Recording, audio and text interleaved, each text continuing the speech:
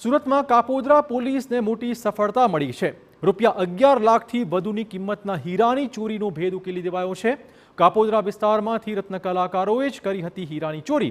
તિજોરીનો number જાણી હીરાની કરી હતી ઉઠાંતરી। કારખાનામાં કામકાજ કરતા રત્ન કલાકારોની જ કરતૂત સામે આવી છે। કાપોદ્રા પોલીસે વેશ પલટો કરીને આરોપીને પકડી પાડ્યા હતા। એક આરોપીને ચંબલથી, અન્યને રાજસ્થાનથી પકડી પડાયો છે। રૂપિયા 6 લાખથી વધુની કિંમતના હીરા અને 2 મોબાઈલ ફોન પણ રિકવર કરાયા છે। જ્યારે આ બનાવમાં આશ્ચર્યજનક વાત એ હતી કે આ તિજોરી તોડવામાં નથી આવેલી। આ તિજોરી નંબરિંગ વાળી હતી, જેમાં લોક ખોલવા માટે ડિજિટલ નંબરનો ઉપયોગ થતો હોય। એ નંબરની પણ કોઈ ચોરી કરેલી હોય અને તિજોરી ખોલેલી હોય એ પ્રકારની આ ચોરી હતી। ત્યારબાદ કાપોદ્રા પોલીસ સ્ટેશને જુદી જુદી ટીમો બનાવી તેના જે રત્ન કલાકારો કારીગરો હતો એના ડેટા મેળવવાનું ચાલુ કર્યું।